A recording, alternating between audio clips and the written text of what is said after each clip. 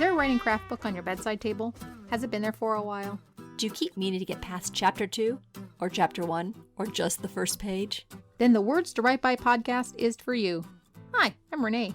I teach composition and creative writing to college students. My background is in poetry, but I'm working on my memoir. And I'm Kim. I'm trained as a science journalist, but now I'm trying my hand at short fiction. Each week we'll be tackling a chapter of some well-known, but perhaps not so well-read writing craft book. Together, we'll uncover brilliant insights, face the hard truths, and totally disagree when the author is wrong. This is our podcast, after all. And then we're going to take what we learn and apply it to our own writing by doing the book's suggested exercises. We're inviting you to read along, or just tune in for the Cliff Notes version. We're committed to improving our own craft, one writing advice book at a time, and we'd love for you to join us.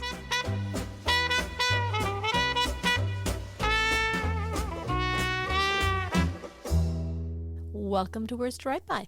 Hello, dear listener. Before we start, we're going to talk about our Patreon account and our process group and what you can do to support the show. Yeah, so if you head on over to Patreon, you'll find our newest bonus episode about note-taking and note cards. And that week we covered Kim's. We workshopped Kim's. It was, well, not workshop, but we discussed. It was actually really fruitful. It was a really interesting conversation. You can also get some notes from the first two books that I wrote. I wrote huge, very detailed study guides for the first two books. There are less detailed now, but if you go to our website, it is free, and I do write up a pretty comprehensive study of what we talk about on the podcast.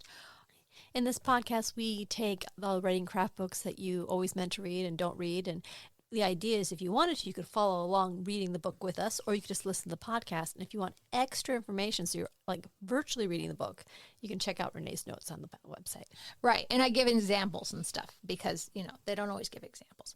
We also are doing a process group. It meets every other week, and you can get to it from our website. It's through Meetup, and it's a Zoom link that we do every other Wednesday at 5 p.m. Pacific Standard Time.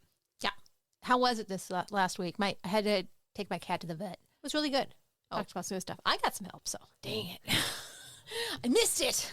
Damn it, Abby. Finally, when was the last time you wrote a review on Apple Podcasts? Something tells me you haven't. You should. You should write us a review on Apple Podcasts. And if it's a nice one, we'll read it on the air. That's what you can do to support the podcast. And with that, let's get going. All right. So for these next two chapters, we're still in part 3, Help Along the Way, and of Anne Lamott's Bird by Bird. Yes, of Anne Lamott's Bird by Bird. There we go. So we got writing groups. It was one chapter, and the other chapter is someone to read your drafts. These two ones fall really well together. They're pretty much the same thing. It's like all this advice we've had up till now about just sitting down and writing, that's all good and well. But yeah, you probably want to get some feedback. And at a certain point, you are allowed to tell other people that you're writing. Yes. And you are allowed to have people read your stuff and tell you what they think. Right. She goes over the main stuff, like you're going to hate the people that critique your work.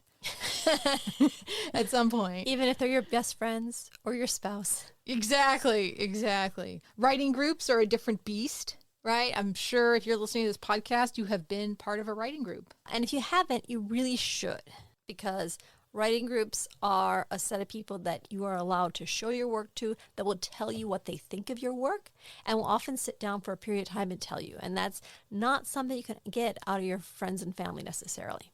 Right.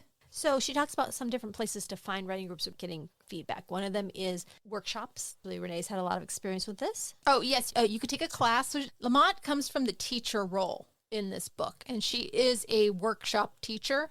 So that's kind of what she does, I guess, on the side when she's not writing. So for people that just, when they think about writing instruction, they just think about back to their high school classes or their college creative writing class. How is a workshop different than that? Oh, workshop?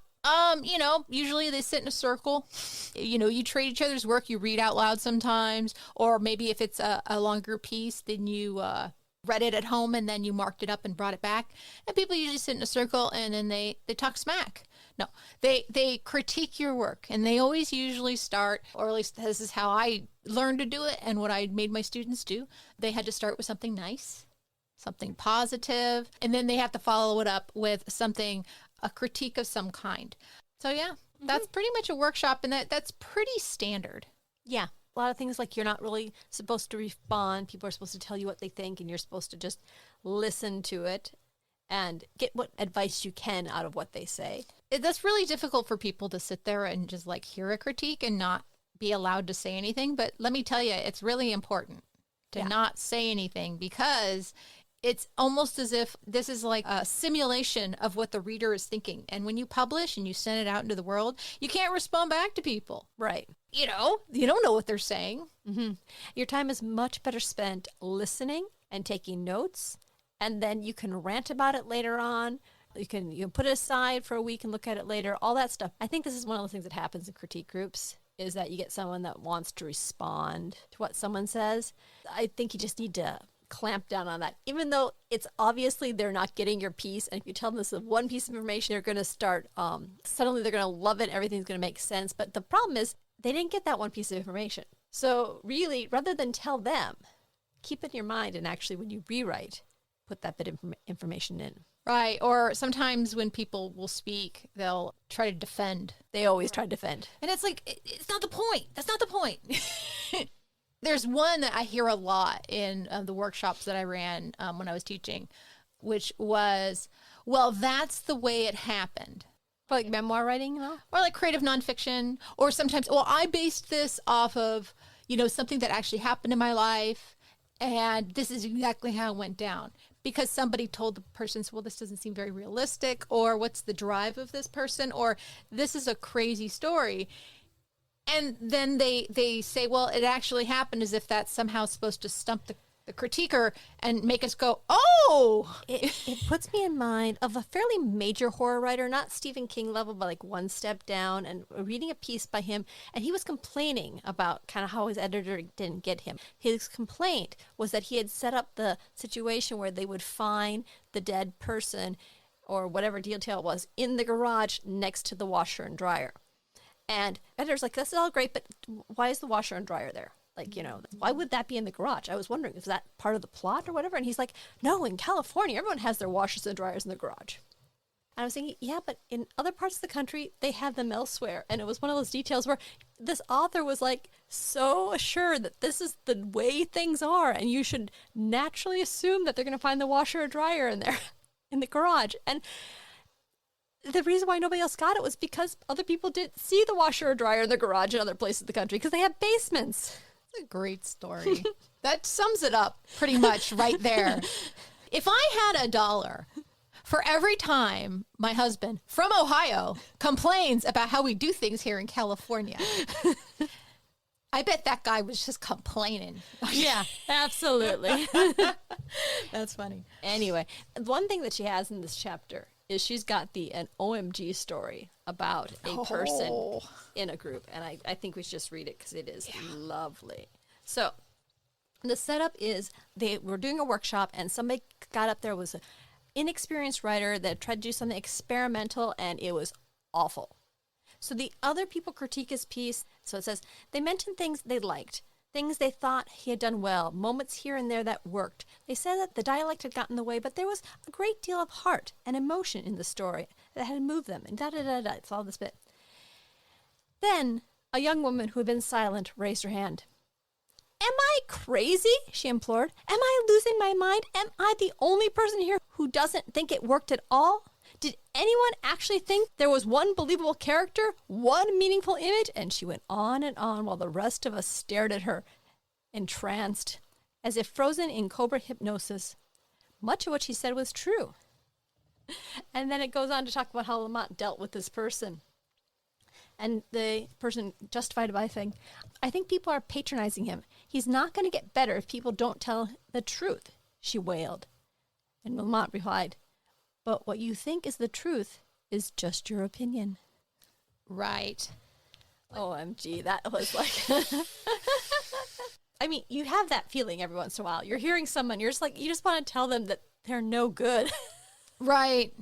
But... well, the thing is, she wasn't trying to be mean. No, I think she was really trying to be honest. Right. She was probably afraid that if they were too nice, this writer wouldn't work on their stuff. They wouldn't become a better writer because they think everything was fine. Right. Later on, I marked this one quote. It kind of sums up that whole horror scenario of a workshop. She says, "You don't always have to chop with the sword of truth. You can point with it too." Mm-hmm. And I think one of the advice here for us when we're in critique groups is that you're not going to make this person into a published writer. What you're there to do is to encourage them to keep writing and to guide them just a little bit to take the next step. Because people don't go from writing horribly to writing great just because someone completely wailed on them in a critique group. That's never actually going to make a person a better writer. What makes them better is like, oh, maybe you should work on the dialect here. And your next rewrite, and then write something else and be encouraged about that. And continuing writing, maybe some of that stuff will trickle through. One of my favorite teachers at SF State, his philosophy, which I've met some teachers that have this philosophy, they did studies and found that just giving positive critique actually is almost just as effective as giving other critique. Well, that's what he does. He only ever gave positive stuff. But what he did was he went into detail, like very deep detail into what was working and why. Mm-hmm.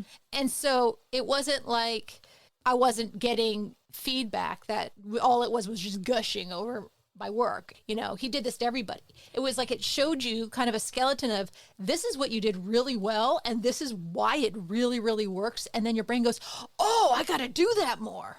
And if you're doing it in a group and you're going around and you get that for your dialogue and the person next to you gets it for their setting, you realize, oh, I guess my setting isn't good. What did he really like with that person's setting? There's a lot of information you can get from listening to the critiques of other people in the group. Oh, yeah. I mean, you write to be read, right? It's like simulating the reader world. Mm-hmm. Do you have any OMG stories from? Oh, my God. Yes. Okay. So I was in an MFA program. I've got some horror stories. So there was this dude that we nicknamed Voldemort in our critique groups. He was a character. There was this one woman who did a presentation in a class that he was in, and he wouldn't even let her present. He just kept interrupting her and trying to claim that she was wrong about her facts when he himself was actually wrong about the fact that he was pointing out was wrong. And I was so mad that, this is back when I was a smoker, I went downstairs after the class and started smoking. He came up to me, he wanted a light, and I said, I'm not going to give you a light. You are a total dick. You don't know how long she spent on that, but that was work that she did, and then you just shit on it. So no. And I mean, like at that point, we were mortal enemies. But then this guy, he once wrote a poem for workshop intentionally to make fun of other writers in the class. Oh, he was just so clever. He's so clever. Yeah, this guy, oh my gosh. I wouldn't say it's a rumor. It is hearsay. Somebody was in a different class with him, and thank goodness I wasn't in that class. So the teacher is doing the class. It's kind of like a loose workshop where, you know, you probably read like poetry, and then everyone discusses why it's working, and then they try to write their own stuff. Well, the teacher asked, you know, anyone have any questions, or, oh, did anyone like to make a comment? And this guy stood up, went to the board, got a pen out, and started illustrating his point on the board. Oh my God. That's pretty bad. And this is not just creative writing. In composition, I was the TA for a grammar class, a very hard grammar class. It was like a weeding out class for the composition department. They don't have it anymore. It was called English 657. And the teacher was sick, and so I just took over for the day. That'd be a great name for a rock band. English 647. 657. English 657. That would be a good, yeah. If we ever start a rock group, okay, yeah. It'll be English 657. Okay. I taught the class for like one day, and I'm not sure what it is about grad students. I don't know what it is with fragile egos. I don't understand. But after the class, a student came up to me, and she critiqued the way I held the chalk. I'm like, I just want to go have a cigarette. Leave me alone. This is just fun because sometimes you see behavior that's just so out of the realm of normal and you just kind of go, WTF. I was in a critique group for a writing conference. So everybody was really solid writers that got into it. And we had a number of sessions every day. 2 people would get their work critiqued. And different people did different amounts, critiquing on the story or the submitted story. And as anyone whose work I've critiqued in the past, I like to write lots of notes. I don't know. Nobody else really wrote nearly as many notes as I did, but my people got lots of notes. Anyway, so this was a writers' conference that had an interesting spread of people that were, a couple years into MFA programs, a bunch of people that were writing for themselves and were getting into this, a lot of people that maybe were some writing adjacent field and getting into writing. And there was also a set of older women that I think kind of did their equivalent of a summer vacation by going to these various writer conferences. Because this woman had a piece that was well written, but it also had kind of a feel of something that had been workshopped many times, or like some longer piece of story that she'd been working on different parts, and she kept bringing them in to read these parts. Anyway, there was one person in the class who had a story set on a farm in Iowa with all that great, teenagers stuck on a farm angst. And it was very well written. It had beautiful language. It had great emotion. It was a solid piece. But as we get ready to critique, she stands up and says, I have been coming to this conference for many years. And I was at name drop somebody, that one there. And this piece here, this is the best piece ever. This is just fantastic. It is going to go so far. I know that this is going to be this phenomenal piece and you're going to be a phenomenal writer, yada, yada, yada. And everyone's like, okay. And finally, the instructor is like that.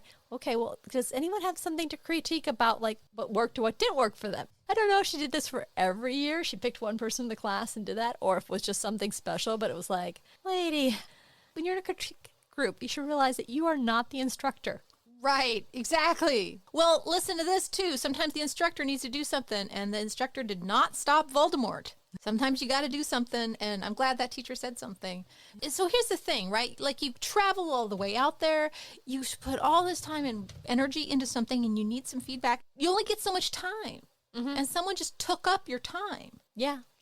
Gushing about it, that's nice, but you didn't go there to get an ego boost. Yeah. And it'd be something different if she was the instructor of the course, if she was a published writer, if she was an agent that was coming in. Great, fantastic. But, it's not like her critique actually helped this guy in any way. Right. Yeah, it has to be helpful. So it's sometimes positive feedback. Are you in a workshop group now? I'm in a couple of writing groups, yeah. I was actually thinking that we could talk a little bit about how one starts a writing group, because one of the things I often hear from people who aren't in writing groups, it's a bit like relationships. There are a whole bunch of single out people out there that are desperate to get into a relationship and it's just not working. And so they look at their friends that are in relationships, even if it's not maybe the best, it's like, what did they do to get into that relationship? How does one start a writing group or find a writing group? That is like the perfect metaphor. I mean, because even now, today with online, a lot of people are finding their workshops online. But then people are kind of burnt out on online, and then they're asking you well, how did you meet your husband? Of course it was, whatever ago. I had the most romantic meetup, but yes. You did. You did. You told me the story. You two Anyway. are so cute. Anyway, So how do you find one? Well, how did you find yours? Okay, so mine was literally one of those things where I went to a shut up and write, and for some reason, a person that was there that really wanted to get a critique group, they needed to find another person for the critique group, and we literally were just telling what we're writing about, nothing else, and at the end of the session, he tapped me on the shoulder and said, would you like to come to our critique group? Here's the information. Because I was writing science fiction and he really wanted to find someone doing science fiction. So sometimes you're just in the right place and the skies open up and your critique group just welcomes you in. Yeah, sometimes it's magical and easy. Most of the workshops that I've been in lately have all been paid. I have to pay. But there's an instructor, and there's this one woman specifically that I've worked with for a long time. And she's very positive and she's very sweet. She gives a good critique, but it's the people she gathers, somehow she finds these really cool people. Usually people that are really bad aren't going to pay money to do a critique. Oh, yeah. That's a fair amount of money that you pay. You have to be a certain level of experience to do that. And if you're not very good and you do it once, you'll never do it again. But if you're a good writer and you do it and it works, then you probably keep going. So you're selecting for that. having a barrier to entry is not a bad thing for a writing group like that. It's transactional. You find the class, you pay the money, you show up, you get the critique. And you're not going to have people like space out on you. Yeah, exactly. So one of the advices they give people is like, if you're in a class and you basically target the people who you like and see if they want to form a writing group. What I liked about these chapters is Lamott basically says, and then they'll say no to you. This is one of those ones that it should work in theory, but often doesn't for some reason. I think there's just some barrier, like this workshop that I was in. I made names of everybody in that group that had really good pieces and good critiques. I didn't include that older woman. And afterwards, I formed a Google group with all their names and talked about putting them on this. And, like everyone was very enthusiastic because everyone's always enthusiastic at those things. And I've had like maybe 3 people in that group ever get back to me about anything. Mm-hmm. And everything else is just crickets. So I think you should try that approach because, who knows? It just takes one, just like dating. On the other hand, I think the problem is that they might not be at that point looking for a critique group. And if someone isn't looking for a critique group, then you can't do anything about it. Again, with relationships. Right. And just like relationships, you have to go sometimes, join a run group. If you're a runner, join a run group. And then maybe you'll find your significant other there, Join a creative writing class and perhaps you will find other writers. But even if you don't, you'll get feedback, which is what you're actually there for. Right. I once went to one of the Reddit's groups and I set up a writing group there. And I got a whole bunch of interest. So that was pretty cool. And I kind of vetted the people beforehand. The problem was we decided to do it over like a Discord server where like people would post on a particular day and people would comment. And the first one went okay, but the problem was we just didn't have the same, I got behind on my writing as well. So people kept delaying posting and it just kind of went off the rails. I think part of the issue there was that we didn't have a set time where we would meet face to face. Like people writing notes on someone's piece just did not seem to have the same unity that she describes with critique groups where they really become friends and people you want to hang out with and people you talk to. Yeah. Yeah. So what I found was you had to see the other people as people. Like if you're more abstract, if it was just like passing documents back and forth, I think you really lost that connection that really helps a writing group. Mm-hmm. More recently, I kind of had an impromptu writing group form, and in the end, only one other person was a connection I made. But that person I made kind of randomly, and what I found really helped, if you want to form a writing group, make sure you have the time to really focus on forming that writing group because everyone's enthusiasm is really high at the beginning, mm-hmm. and then it goes downhill. So it's one of those things where if someone emails you and you email them back within 15 minutes, chances are they're still at their computer and they're going to read that email. Right. So my 2 advices on forming a writing group is number 1, figure out some way that you can meet either face-to-face or on a Zoom meeting on a particular time so you get to know who they are and they get to know who you are and they become a real person. And when you're ready to form a critique group, be on top of what exactly is you want, what people are going to be reviewing, and just be like, anybody that pings you for that, you follow up and see if it's going to work. Do you have any other advice for if you're in a critique group or you're trying to form a critique group that... Have you ever formed an critique group outside of class? The most successful was a friend of mine had set one up. I was an undergrad and we were in the same poetry class and she made friends in the community. That was great. I don't know how she found these guys, but they were great. And we met every week. And sometimes that was the only reason a poem got written. And I loved it. And she roped me in and I am forever grateful of that workshop. It was very helpful for me at the time. And after that, I've never been in a successful workshop that was grassroots. I've even people are like, hey, let's keep meeting after this class. I'm like, cool, let's do it. And it doesn't last. It doesn't work? What do you propose? Pay, money. No. What do you propose with the people say after, let's meet after this class, keep going? I usually say yes. And then we have a couple of sessions and then we just don't meet anymore. Is it because you run out of material or because people are just busy and they drop out? I think because artists are flaky and I'm flaky and we're all, like I said, procrastinators. And we have to figure out what kind of procrastinator we are and the things that will force us to get work in. We have the best intentions. We have this idea in our head of who we're going to be, what kind of writer we're going to be. And all we have to do is just really just sit there and be motivated. And it doesn't happen. And then you have something for the critique group and you kind of drop out. I think that's also the way a lot of critique groups fail in the end, is that people all have projects initially and they're all very enthusiastic about it. But after about 6 months or a year, people have finished those projects. And if they don't start something new, then there's no reason for them to go. Because it's very hard to go to critique group if you don't have anything to critique or to get critiqued. Right. So the alternative is online stuff where you have one where like kind of as a drop-in session and different people can come in and they do stuff. But the problem there sometimes is that you're seeing different people's work all the time and you don't have that continuity. So a legitimate thing is if someone critiques you and say, I just don't understand what this character's backstory is, and that's because the previous chapter had their backstory, there's not much you can get out of that person because they don't know the whole longer piece. Right. Have you learned anything really awesome from a workshop? Something happened in the workshop or just a piece of advice that you received once that was like awesome? The workshop I went to actually had instruction along with it, and the main instructor's advice was just brilliant. We did some text analysis about what worked and what didn't work for pieces, how something was phrased and done. And I'd never taken a fiction writing class before that point, so that was also the reason why it was really, really useful. Like the first time you take a class in any subject, you learn so much. Yeah, totally. I'm kind of like a semi-narrative writer. I write usually very plainly, like it's mostly an idea poem. I mean, I try to work on words. You've heard me on the podcast. I'm concerned about the sound of the language a lot, but to other poets, it's not even close. Like some people, like it's all about the language. And I remember in workshops, in the beginning, I would sit there and I'd be like, I really hate these people's work sometimes. Like I'm reading it going, I would never read this poem on my own. And sometimes I would even feel almost offended.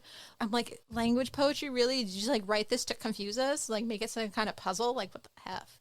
And then it clicked. It dawned on me halfway through the first semester. I went, wait. This is just my personal preference. They have different goals. They are writing different poetry. They have different goals. And my job is to figure out what they're trying to do and to help them get to what they want. It's not going to be my goal, but it's their goal. And that made me a much better writer. Nice. And I think that actually segues to the next part, the next chapter that she has, which is someone to read your drafts. Because that's very much a response for beta reading. And before we get into the chapter itself, that whole business about looking at a person's piece and trying to figure out what it is they want to do with the piece and what their goal is, and then to simply say, does this work for me or does this not work for me? That's something you can use when a person is of a certain level of writing, because you can start to actually see what their intent is. But even if someone's writing very poorly, it's like, oh, you want this thing to be scary here. So what can I tell you that would help you be scary, as opposed to saying, oh, I think this should be more satirical here. It's very easy to suggest somebody write it the way you want it read versus what they want to write. Right. So this is a very apt chapter, given that I just read half of Kim's draft and she hates me now, just like the draft said. Or just like Lamott said. There's a couple in here that are pretty funny. How about my first response, if they have a lot of suggestions, is never profound relief that I have someone in my life who will be honest with me and help me do the very best work of which I am capable. No, my first thought is, well, I'm sorry, but I can't be friends with you anymore because you have too many problems and you have a really bad personality and a bad character. And that is completely natural. Nobody likes criticism. No, even when you know you need it, you aren't going to like it. And part of getting us to write these things is that we have to believe that we're writing it, that we're writing something absolutely fantastic. Just along the same mindset of like shitty first drafts versus editing mode. When you're writing a story, you have to love it to keep going on it. You have to believe it's really great, or that, you know, these are minor things that can be fixed. But then you have to give it to somebody and them say, no, it's not quite so minor. So it's interesting. I kind of have the opposite problem, is I think all my work sucks. And I have a really hard time getting it written.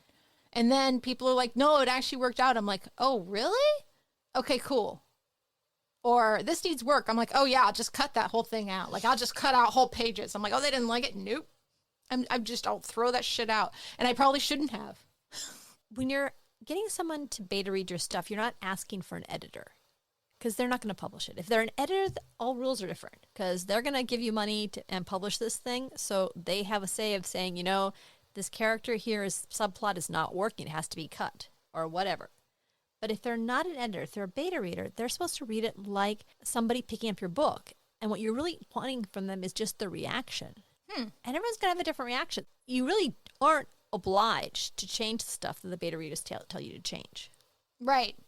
Okay, so this beta reader thing is kind of new to me. The first time I ever heard of that term, I'm sure it's old, that term was not on my radar until I listened to that Brandon Sanderson podcast. Writing excuses. Writing excuses, right. And so I used to listen to that podcast a bit, and I remember him talking about beta readers. I'm like, what the hell is a beta reader? And I gotta say, I wouldn't consider a workshop a beta reader. I think that's a completely different thing. And I've never actually had a beta reader. Right, you passed me some of your chapters. Right, but I asked for critique. Yeah. And not only that, but you're asking for critique on a single chapter. And I think part of what a beta reader does is they look at the work more as a whole. I mean, if you have a short story, your critique partner is going to be your beta reader. But if you got something that's longer, like I've never commented on the overall structure. Like I can tell you what I like about a particular chapter you've written, but I don't know in the context whether or not that information should be there. And that's, again, one of the problems with deciding just to cut something because someone doesn't like it in a workshop is because maybe it serves a bigger purpose in the overall story. Yeah, I can see that. It's weird. I mean, I don't think I could be a beta reader. Well, you were a beta reader for me. No, because I gave you a critique. No. Giving critique is fine. It's like you can ask people to be beta readers for different reasons. Like in my story, at some point I may get somebody that's a really big D&D geek to read it through and just give me critique on the D&D stuff. Yeah, they're fickle. Right. Or to see what works. Good. Yeah. But not in an editor like you should change this. But you're going to give critiques. Reading it, you're just going to read in a larger context. Like one of the things you noticed in my story is I had a particular way of phrasing dialogue where it was the person said something, the tagger who said it, and then more of what they said, which is standard practice in journalistic writing because you don't use that many quotes throughout a piece.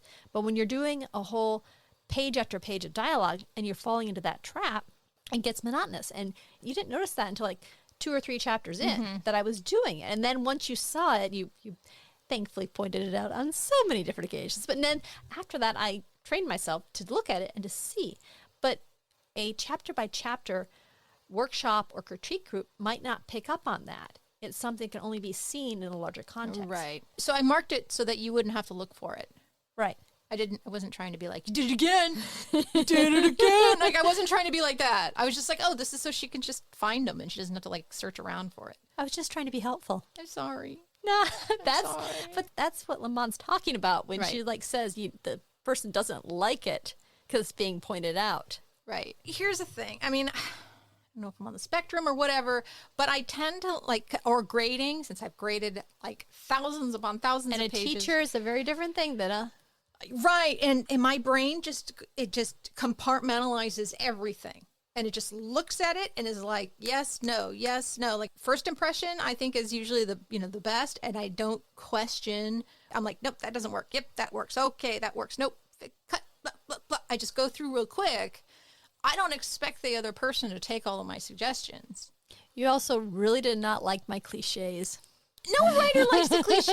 That cliche is the enemy of writing. It is. You know what I tell students? A cliche is the fast food of writing. It is the prepackaged dinner of writing, where it's like here is this thing that's been made up and it's full of salt and it's not good for you. Because so here's the thing: cliches are so common that they deflate the use of metaphor. If you try to use a metaphor, it's a cliche, it doesn't work anymore. The brain doesn't even see the image or make the connection because it's so common that it just passes in the head in one ear to the other. And I do write cliches, and my workshop leader, she sent me critique a couple weeks ago, and she said cliche next to something I'd written. So it's not just you, it happens to me too. They sneak in there, don't they? Yeah. Anyway, the point is that this is something that someone's reading, a beta reader can give you. And I'll like ask questions at the end of each of my chapters. What did you think of this new character? What was your engagement for this one? I did a couple of beta reading for one friend. And at the end of every chapter, I gave him a 1 out of 5 engagement level for the chapter. And that way you could just tell, like, and it wasn't that you couldn't have like one chapter was an engagement at a level of a 3 or a 2. That happens. But if there's a whole string of them that are 3s and then they go back to 5s, then maybe that's something where you need to work on. It would be really helpful. And there was that podcast, we interviewed some dude from at Print Run. Is that what it's called? Mm-hmm. Yeah. So we interviewed an agent on there, and they do something very similar to this. And I've actually done this in my composition classes where I will read like a page or two out loud and critique it out loud to the students. Mm-hmm. Sometimes a brave student will let me do that in front of the entire class, but usually I'll bring in a paper that came from last semester. Mm-hmm. And I'll be like, let's look at this paper. And this is what I would do with it. And I have my pen and it's on the screen and they're seeing what I mark. I'm reading out loud and I'm going through my thought process as I'm grading this. I mean, that's what you're asking for your beta readers. You're asking to get into the mind of a reader that's absorbing your story and finding out what someone reading it is thinking at this point. Because you, as the author, know exactly what you're thinking at that point of the story, but you don't know what the reader is thinking. And you have a wide amount of readers. People like different things. You're never going to please anyone. But if you get someone that is willing to try to figure out what it is you're going for and gives you that honest reaction to whether or not it works, and they're willing to do it for a longer piece, like a novel, that's gold right there. Even if they didn't like it. Even if that could be really helpful. Sometimes you're going to get a workshop group and there's one person in there that no matter what they say, you're not going to take their advice. You don't like the work that they write and you don't like the critiques that they give. And you know what? Just don't say anything. Just be like, thank you. As individuals, when we come to a piece and we start reading, we're bringing our own individuality to it. So in a workshop, you're getting an individual with, a whole history and that baggage. They're bringing that whole baggage into your piece, which is why it's so important to have a workshop, to get different people from different life experiences to come together and then share their thoughts on this experience that you've created for them, which I think is really kind of cool. Yeah. And the nice thing about critique group is like one person after another. Like someone will say such and such, like, oh no, that didn't work. And that person will say, actually, no, it really worked for me. This and this and this. Oh, okay. Multiple opinions on something are nice. So she has something that I'm referring to as a toxic beta reader. And this is a person that you've found that gives your manuscript the time, that reads it all through, that sends you back critique, and that's fantastic. And then you start reading and you discover that, here she says, he says things about your work in the nicest possible tone of voice that are totally negative and destructive. You find yourself devastated, betrayed. Here you've done this incredibly gutsy thing, shown someone your very heart and soul, and he doesn't think it's any good. He says how sorry he is that this is how he feels. Well, let me tell you this. I don't think he is. I think destroying your work gave him real pleasure. Yeah, that was Voldemort. Yeah, but Voldemort was just nasty overall. This is someone that has a surface of helping you out. But in the end, you just feel crappy about your work afterwards. This is one of those places where you can't be gaslit. You need to know your feelings. And if someone gives you a critique back and they're really hurtful about it, even if they say it in the nicest possible ways, that's not a person you want to have in your life. That's not a person you want reading your work. Yeah.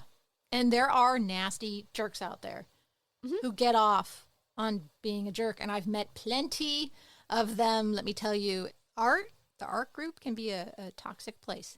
And there's been a lot of toxic workshops that I've been in, and I'm done with those. I'm done.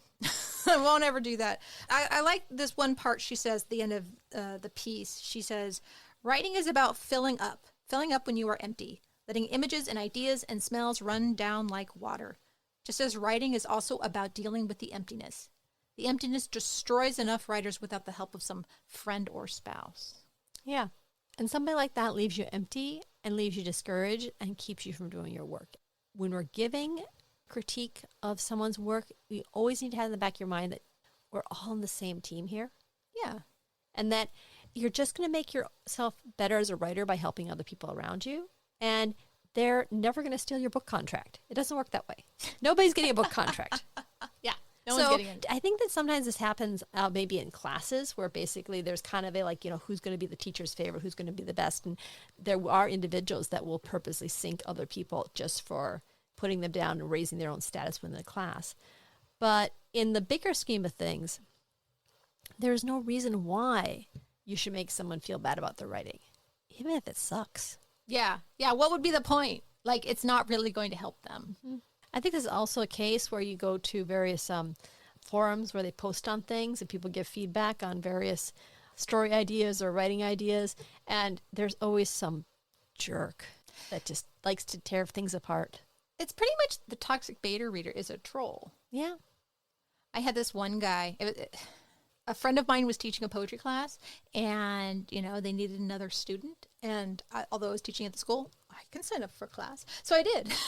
I signed up for his class. I'm like, well, I want to make sure it doesn't get canceled. And also, I like this class. I paid, and it was fun. And I really liked that teacher. So, well, it so happens that on the first day, enough people added that everything was fine. And I thought, okay, well, I'm an adjunct. I'm not rich. And I was doing you kind of a favor, so I'm going to just bow out, right? Well, the first day we did have a little workshop before, we found out there were going to be enough students, and we were supposed to, he emailed us before class that said, please bring something to just share. And so I said, okay. So I pulled something that I had to share, and he paired us up, and I was paired up with this young man, and we read each other's work, and he read mine, and he says, it's so negative. Yeah. And I'm like, excuse me?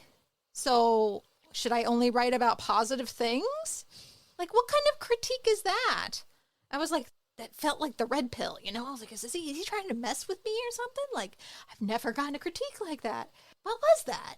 Whether or not he was a troll or not, he wasn't reading the piece to find out what you wanted to do. He was just giving you his reaction.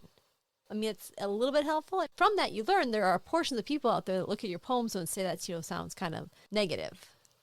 But yeah, it's like one of those comments that kind of just sort of sinks a person. Well, it wasn't going to sink me. I've been beaten so bad, dear listener, in workshops that it's very hard. Yeah, but he didn't know that. I mean, No. for all you know, you could have been like, this 21-year-old woman that was just, first time trying to get back into school and all that stuff. And that would have affected me if I wasn't already in my 40s or late 30s and I was an early writer. Yeah, that probably would have effed me up a little bit. Mm-hmm. And so, but luckily that was not the case. And also somewhere in the middle of the semester, a teacher got sick and I had to teach a class, and he didn't realize that I was also a teacher. So that was kind of weird. It was like, so my negative poetry somehow got me this far, buddy. But it was a weird comment. Don't make comments like that at people. There's no reason we need to shut people down.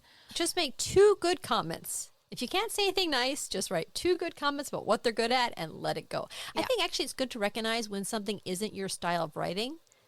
And although it's a little bit frustrating when someone says, I don't read such and such, but I'll give you my feedback, at least you're forewarned. Right. I don't read this, but I'll give you my feedback. I dearly liked your dialogue, and I really like this thing. And that's all you need to say. Yeah. So what do you think of these 2 chapters? I think they were a ramble fest in a very ramblicious Rambleville. She likes to do that. She rambles. What did you think? I think they were a really good experience. I think they were really good at putting in practice what someone will get when you start showing your work to other people. I also think that it's very easy to read them very fast, just kind of laugh at the funny stuff and not get as much out of them. There's sometimes where bullet points work because it makes you focus on what's going on. It's easy to just read it as kind of a slice of life. This is how things are for Anne Lamott. This is how things are for her hypothetical beginning writer. And then to think, but I'm not like that. Because, that's not me. Obviously, I'm going to give my pieces to somebody and they're going to love it. These chapters really work well for someone who's already been in a critique group, has already experienced these things, and is reading and saying, yes, that's exactly what I was experiencing. I don't know. I felt like reading it. I was like, yeah. Like, it just was like, blah, blah, blah, blah, blah, blah. Workshops can be bad. Blah, blah, blah, blah. Workshops can be good. This is when it could be bad, and this is when it could be good. And here's a little story, and here's a... And I'm like, oh... Yeah, I don't know. I'm an impatient reader. That's just my style. I'm an impatient reader, and some of the asides she has sometimes, I'm just like... I went and listened to an earlier podcast from this book because I was in a car with somebody I was writing. We were listening. Of the book? Our podcast? Our podcast. Oh. We first started this book. And you know something? We loved that she didn't have bullet points and that she was really personal and snarky and had all this humor and stuff in it. I don't mind the snark and the humor, but I get it. I'm saying, I think we're definitely getting to the point where we've read enough of her stuff that we're kind of getting tired. It's like, it doesn't matter how much you love the president when he's elected. By the time he's been in office for 6 years and he comes on and does an address to the nation, it's like, man, can't he have a different way of speaking? That's so true. Oh my God. These books, it's like reading the end of a presidency. Yes. Oh my God. That's so good. Lamott, the president. Do you have any idea for exercises? Should we start a critique group and see how it goes? No. I mean, we could if you want. Kim has not murdered me yet, dear listener. I probably deserve it. But yeah, I don't know. We usually workshop something together anyway, every podcast. Mm-hmm. I don't know, Kim. What would we do with this one? I don't know. Can we just say that maybe there isn't something for this one? There might not be anything besides a workshop, but we workshop things all the time. Yeah, I think this one's a wash. Either you're in a workshop group or you're not. And right now, I'm in a workshop group. That's great. Holy crap. This is great, great, great. Yeah.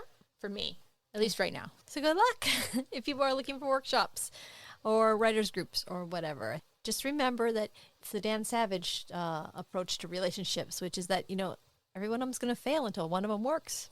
Yeah. And everyone you reach out to is going to say, no, I don't want to do it, until somebody says, yep, I will. And suddenly it works. So be hopeful. Don't be a dick. That's the big one. Don't be a dick. Yes. Be a nice person. Yes. Okay. Thank you guys for listening. And like we said at the beginning, if people are enjoying this podcast, we would love it if you were to leave a review on Apple Podcasts or wherever you listen to it, or just a rating. That'd be fantastic. Get more people to hear our podcast. Yep. And share it with a friend if you think that they're a writer and they, would probably get some benefit out of this. Absolutely. Okay. Goodbye. Take care. Bye. Words to Write By is produced by Renee Nelson and Kim Smiga-Otto. Our theme music is Roll Back the Carpet by Cool Cat Music. Have a great day.